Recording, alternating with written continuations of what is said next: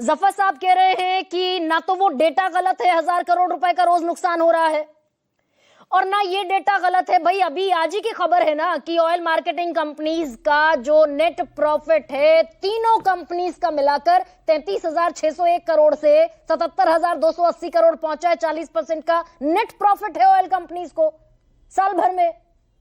हम ये कह रहे हैं कि घाटा है, तो हम ये वाला सरकार गलत बता रही है, ये डेटा गलत है। दो तीन चीजें हैं गरिमा। एक तो जफर साहब थोड़ा हमारा मजा ले रहे थे, तो मैं भी ले लेता हूं कि जफर साहब जिंदगी में कभी कभी फ्रीज होना ठीक रहता है। वो भी कई बार बड़ा फायदेमंद होता है, सोचने समझने में बड़ी सहूलियत होती है फ्रीज होने से। चलिए बहुत बहुत शुक्रिया आपका। अरे मैं तो अच्छा, तो मैं ये कह रहा था, देखो गरिमा आपको carry on Pawan, carry on. अच्छी मेडिसिन मिली आराम से सोने की।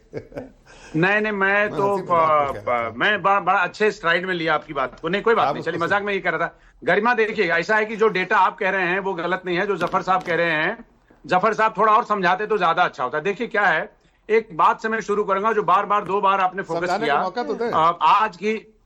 आज की हीरो जो है वो रागिनी नायक हैं, क्योंकि इन्हीं के कहे हुए पे पूरा मीडिया 10 बार मुझे भी फोन कर चुका है कि साहब देखिए रागिनी नायक ने कहा है। मैंने कहा रागिनी नायक ने जो कहा है उसमें कुछ फैक्चुअली इनकरेक्ट बात वो नहीं कह रही हैं। बात जो एक्सपेक्टेशन है उस पर बहस हो सकता है। अब आ जाइए, अब मार्च का डेटा बार बार कह रही हैं कि मार्च में लड़ाई हो गई थी। देखिए ऐसा है कि मैं अच्छा होता आपके पास की और बेहतर डेटा लेके आता, पर मार्च का जो डेटा है वो ऑलरेडी कॉन्ट्रैक्ट में फ्यूचर्स में वो कर चुके होंगे, तो वो वाला जो है वो उनको सस्ते में मिला होगा, जो मुझे समझ में आता है। मैं ज्यादा डिटेल में नहीं गया हूं, ज्यादा माइनिंग मैंने नहीं किया है, तो उसको आप छोड़ दीजिए। पर ये जरूर कहिए कि साहब ऐसा है कि जिस कंपनी को आपने 2 साल फायदा पहुंचाया, देखिए मौके की बात यह है कि जिस कंपनी को कुशन दिया आपने, 3 साल से Indian oil corporation, Bharat petroleum corporation, Hindustan petroleum corporation 3 साल की बैलेंस शीट प्रॉफिट में है, कहीं कहीं गुना का मुनाफा है। हाँ, तो आपके पूछने का आशय ये होना चाहिए कि जो इतना मुनाफा कमाया है वो क्या आगे इस तूफान में क्या वो थोड़ा सा कुशन नहीं ले सकता क्या? मेरे ख्याल से ये ज्यादा बेहतर पर्सपेक्टिव है। तो ये बात सही है, आप लोगों की चिंताएं भी सही है, पर्सपेक्टिव भी सही है। ये फैसला देखिए क्या होता है, कंपनियां कल को कहेंगी साहब देखिए हमारे स्टेक होल्डर्स हैं, अरे वो तो ठीक है, लेकिन जब आप बात करते हैं नहीं, ये पवन इसमें थोड़ा सा क्लैरिटी, इसमें थोड़ा क्लैरिटी दर्शकों को जानी जरूरी है। पवन, स्टेक होल्डर 90% स्टेक होल्डर तो सरकार है, तो अगर कंपनीज जितना प्रॉफिट कमाएंगी उस प्रॉफिट का 90% स्टेक तो सरकार के पास है ना। सारी ये स्टेट ऑयल कंपनीज है। पवन, इसीलिए आपका दफ्तर आना बेहतर रहता है।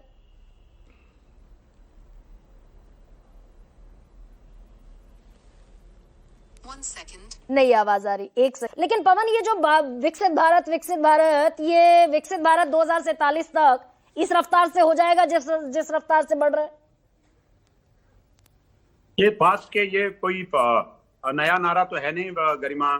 सरकार के 12 साल के दरमियान ऐसे कई नारे आप देख रहे हैं जो जिसमें कई बार गोल पोस्ट बदला गया, कई बार जो कहा गया वो हासिल नहीं किया गया। अब सरकार को आप इसके लिए आड़े हाथों ले सकते हैं, सरकार के पास अपनी कहने की अपनी वजह है। पर विकसित भारत, अभी कोई एक देश, 2-4 देश का नाम ले लीजिए आप, जो मैं जानना चाहता हूं जो दुनिया का विकसित देश है, जो पिछले अगले 30 साल का प्रोग्राम बनाया और इस तरह से प्रोपेगेंडा करता है। अगर केवल पॉलिसी डिसीजन की बात करें तो समझ में बात आती है। मतलब 2047, आप ये पता, मैं ये जानना चाहता हूं कि 2047 के लिए हम किस तरह से तैयार हो रहे हैं, क्योंकि ये सवाल पूछ दिया आपने, बड़ा ऑफ पिच सवाल पूछा है। बात हो रही थी पेट्रोल पे, अब बात को वाजपेयी साहब अब वकील है, आप जानते हैं, इनको ये घुमा के अपने पिच पे लाएंगे आपको। अब ये मैं देखता हूं इनको बहुत ही विद्युता के साथ करते हैं और आपको ये अपने एरिया में लाएंगे। मैं ये कह रहा हूं कि 2047 तक क्या इसकी क्या क्रेडिबिलिटी है और कौन इसकी जिम्मेदारी कल को लेगा 2047 का? इन बातों का कोई अर्थ है? अभी क्या, जब हम बैठे हुए हैं, अभी विस्फोटक समय चल रहा है, इस समय 2047 के बारे में बात करेंगे, कोई आपकी बात पे यकीन करेगा? आपको लगता है कि ये बात करना फिजिबल है? नहीं, एक सेकेंड, इसमें वो एक्साइज ड्यूटी का बड़ा घालमेल करते हैं ना कि हमने एक्साइज ड्यूटी बढ़ा दी तो हमने कौन सा जेब में रख लिया। भाई एक्साइज ड्यूटी 9 रुपए से आपने 33 रुपए तक पहुंचा दी, 3 रुपए डीजल पर थी वो आपने 17-18 रुपए तक पहुंचा दी। ये हुआ ना इस देश में, ये तो डेटा है ना पवन कुमार। नहीं देखिए, पता है मैं बार बार ये कह रहा हूं, आप मैं और वाजपेयी जी कितनी बार पिछले 3 महीने में कम से कम 10वीं बार बैठ रहे हैं। आप उसको छोड़ दीजिए, वो 44 अब आप भी छोड़ दीजिए और इस देश के जो विपक्षी पार्टियां हैं वो भी उस 43 लाख को छोड़ दें। अभी आप ये पूछिए, अब ये होना चाहिए एजेंडा हमारा कि साहब ऐसा है कि अभी से लेके इस लड़ाई के खत्म होने के कोई आसार नहीं है। आप ये बता दीजिए कि साहब हमारा क्या ब्लूप्रिंट है, क्या हमारी जो दुर्दशा अभी तक हुई है या जो हम परसीव कर रहे हैं, क्या उसमें से बचाने का कोई सरकार के पास जुगाड़ है, तो उस पे बताइए। ये मेरे ख्याल से ज्यादा, अब 43 लाख पे आप जाएंगे फिर वो सवाल पवन 1 सेकेंड, नहीं 43 लाख का तो मैंने आज जिक्र नहीं किया, वैसे ये 38 लाख करोड़ है।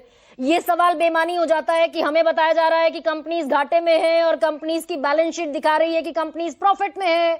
और अगर 3 साल से कंसेक्यूटिव कंपनीज प्रॉफिट में है, ऑयल मार्केटिंग कंपनीज, तो इतना कुशन तो होगा कि लोगों तक वो नहीं पहुंचे मार। अब आप आए ना, अब आप आगे काम की बात पर, नहीं कंपनी को घाटा नहीं हो रहा है। ये जो सरकार, देखिए मैं ये मानता हूं कि अगर सरकार ये कह रही है और इस देश का एक सीनियर मंत्री आके कह रहे हैं कि साहब ऐसा है कि हमारा अंडर रिकवरी 1000 करोड़ का एक दिन में है, चलिए मैं कहता हूं हम मान लेते हैं ये बात, हम मान के चलते हैं कि सरकार झूठ नहीं बोल रही है। सरकार के पास कोई झूठ बोलने की कोई वजह नहीं है। लेकिन मैं ये कह रहा हूं कि जो कुशन जो पहले से आपने इतना बड़ा गद्दा तैयार किया, उसके लिए थोड़ा सा उसमें कमी करके, थोड़ा सा उसमें बर्दाश्त करके अगर उसको एक्सटेंड करिए और उसमें अगर जनता की भी भागीदारी आप बढ़ाते तो शायद ये नौबत नहीं आती। मैं सिर्फ ये बात कह रहा हूं, इतना पैसा जब आपने कमा लिया है, जब आपने 76,000 कमा लिया है, तो आप ये जोड़ लीजिए कि आप एक महीने में अगर आपकी अंडर रिकवरी है जो इस रेट पे अगर है, अभी आप कहां से लाते हैं, आप हाई सी से लाते हैं, स्पॉट प्राइस दे रहे हैं, मैं मान के चल रहा हूं कि सब जगह आप ज्यादा पैसे दे रहे होंगे, तो क्या इतना कुशन था कि जिसमें से आप थोड़ा सा और ज्यादा ब्लेम ले सकते थे, थोड़ा सा और ज्यादा अपना मतलब जो हिट ले सकते थे? अगर ये हिट लेते तो शायद ये नौबत नहीं आती। अब भाई 8 रुपए अगर पेट्रोल डीजल पर 8 रुपए अगर पेट्रोल डीजल पर बढ़ेंगे, आम आदमी तो ऑलरेडी मरा हुआ है ना। वो गोल्ड लोन जो 50% का है जिसमें इजाफा हो गया पिछले साल के मुकाबले,